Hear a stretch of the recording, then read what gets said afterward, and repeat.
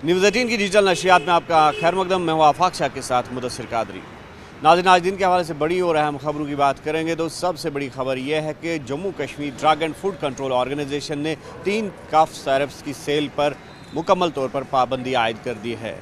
बिल्कुल ये इकदाम जो है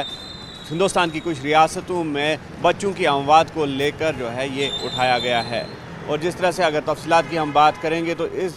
अद्वियात में कोल्ड रफ सिरप और दीगर 2 सिरप्स है जिनको मुकम्मल तौर पर बैन कर दिया गया है और उनकी ख़रीद फ़रोख्त और यूजेज पर भी मुकम्मल तौर पर पाबंदी आयद कर दी गई है। तफसीलात के मुताबिक इन अद्वियात में भारी मात्रा यानी कि ज़्यादा मकदार में डाई इथाइलिन ग्लाइकोल पाई गई है और जो कि बताया जा रहा है कि काफ़ी टॉक्सिक होती है और जिसकी वजह से ये देखा गया है कि इसकी मात्रा जो इजाफी मात्रा होती है, जो इजाफी मकदार होती है, तो उसकी वजह से किडनी एलमेंट्स या फिर जो दीगर एलमेंट्स है बच्चे उसके शिकार हो जाते हैं और बाज़ औक़ात बच्चों की अमवात भी जो है वो देखने को मिली है। हालांकि जम्मू कश्मीर से इस तरह का कोई मामला सामने नहीं आया है, लेकिन एहतियाती तौर पर जम्मू कश्मीर की हुकूमत ने drug and food control organisation को ये हिदायत दी कि सैम्पल्स कलेक्ट किए जाए और सैम्पल्स कलेक्ट करने के बाद ये देखा गया कि जो डाई इथाइलिन ग्लाइकोल है वो ज़्यादा मकदार में इन तीनों कफ सिरप्स में पाया गया और जिसके बाद drugs and food control organisation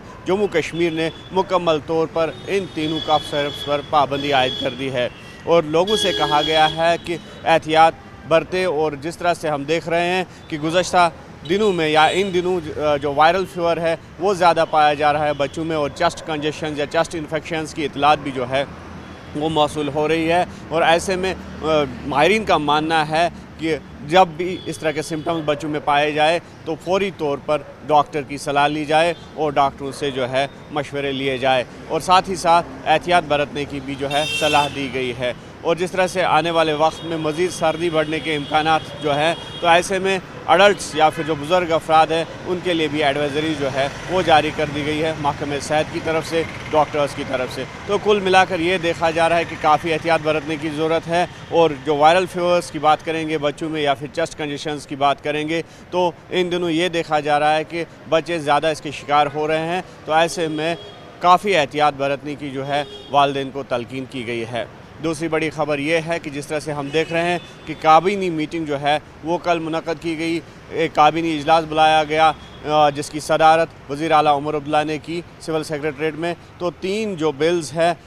उसको जम्मू कश्मीर का जो अपकमिंग असम्बली सेशन है इन बिलों को वहाँ पर पेश करने के लिए जो है सरकार ने हामी भरी है। और इन बिल्स में जिस तरह से देखा जा रहा है कि Jammu and Kashmir Panchayati Raj amendment act जो है उसमें तरामीम लाने की जो है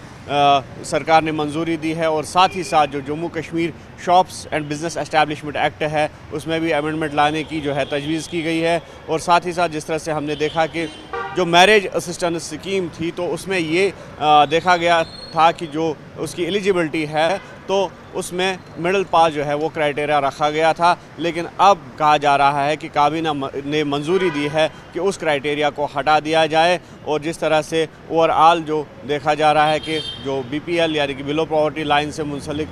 जो भी लड़कियां होती है तो उनके लिए एजुकेशनल क्राइटेरिया जो है वो अब मायने नहीं रखेगा और उस क्राइटेरिया को ख़त्म कर दिया गया है। तीसरी बड़ी खबर ये है कि हर गुज़रते दिन के साथ यहाँ पर सियासी हरारत जो है वो देखने को मिल रही है और राज्यसभा पोल्स के साथ साथ अब जिस तरह से बड़गाम बाईपोल्स या फिर नगरोटा बाईपोल्स की अगर हम बात करेंगे तो वहाँ पर भी लगातार हम देख रहे हैं कि सियासी हलचल जो है वो तेज़ हो गई है मुख्तलिफ़ सियासी पार्टियों की तरफ से। हालांकि नेशनल कॉन्फ्रेंस की अगर हम बात करेंगे तो अभी तक नेशनल कॉन्फ्रेंस या जो मेन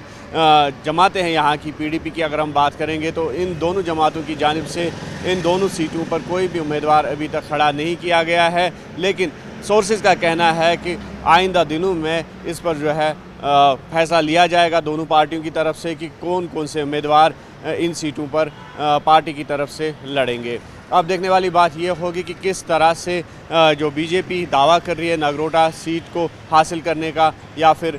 बड़गाम सीट पर भी BJP एक मजबूत दावेदारी का दावा कर रही है, तो किस तरह से PDP या फिर नेशनल कॉन्फ्रेंस BJP को इन सीटों को हासिल करने से दूर रखेगी। और आने वाले दिनों में पता चलेगा कि किस तरह से जो सियासी हलचल है वो तेज़ होगी इन दोनों पार्टियों की तरफ से और BJP का किस तरह से ये दोनों पार्टियां सामना कर सकती है।